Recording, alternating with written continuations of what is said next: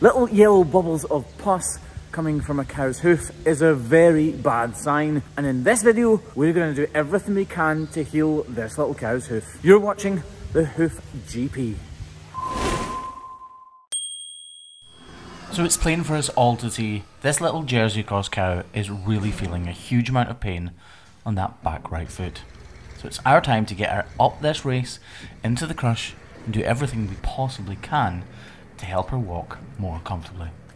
I know I'm stating the obvious here, but she's placing her foot in a way as to make sure she can avoid the painful part as much as she possibly can. This cow was actually in the crush 2 weeks ago and we weren't able to find the problem. But today, that problem is glaringly obvious to me. Sometimes that happens though. Sometimes it takes time for these problems to fully materialise so that we can actually find them, see them, and do something about them.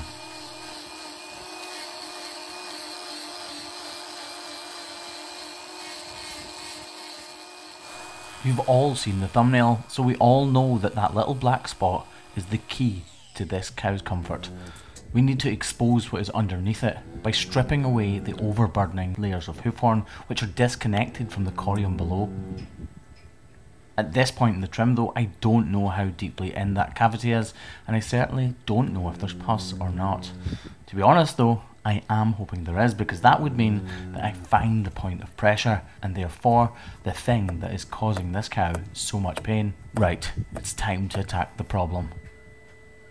I need to do it slowly and carefully to make sure I don't go too deeply into the cow's soul, but to make sure that I do expose whatever lies beneath.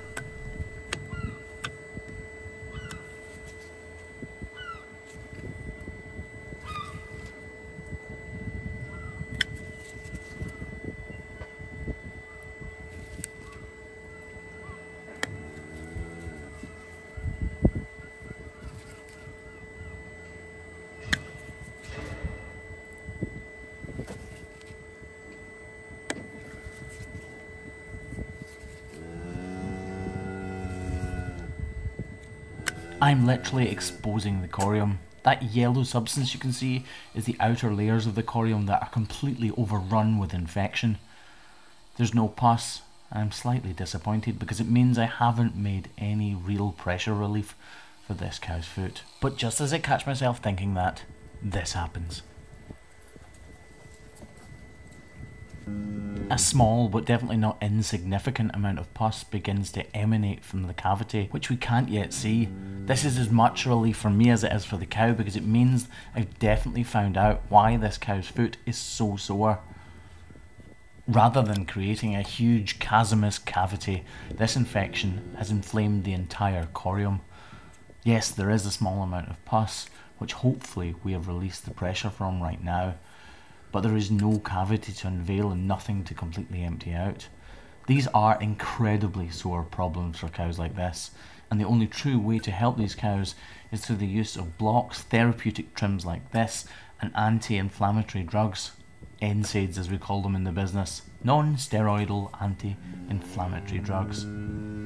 However, my job right now is to trim this foot, and I need to remove any detached hoof horn I detect, otherwise this little cow will not be healing at all. Right, I know it's not pretty and it's definitely not complete, but now the time has come to attach a block to extend the height of the good claw and raise that bad claw up off the ground.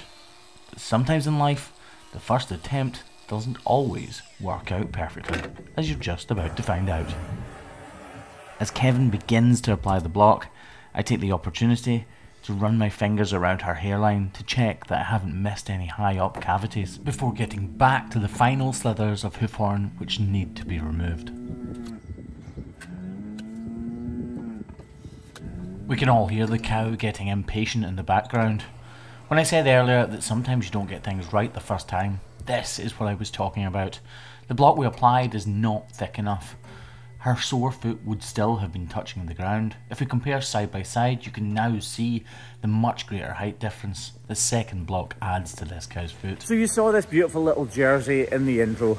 Clearly there was a huge amount of pain going through that back right foot, and she was doing everything she could to put all of her weight on the inner claw. By swinging her leg out like that, She's trying to avoid placing the outer claw on the ground at all, but she was trying in vain, which is why she was feeling so much pain. Now that we've added 2 blocks to that back right foot, she's able to put all of her weight through those instead of through the sore foot. That'll allow the sore foot to be up off the ground, out of the muck, manure, moisture and slurry, which will help it to heal. It'll reduce the pain vastly that she's feeling through that back right leg, because the inflamed digit will no longer be touching the ground, and that inflammation going down will be the key to curing this cow's foot. But even if we weren't to actually cure it with this one trim, we have made a massive difference by relieving the pain she's feeling and allowing her to be much more comfortable. But set that aside, we actually have set her on the road to recovery right now. Last time we trimmed her, we couldn't find the problem. We needed to wait for it to materialize, and we weren't sure which digit it was even in. This time we found these bubbles coming out of her foot, blocked her, and now she's well on her way to recovery. You've been watching The Hoof GP. If you made it this far, think about subscribing and becoming part of this herd. Join us on our journey here in Southwest Scotland. Oh man, my lisp is getting really bad.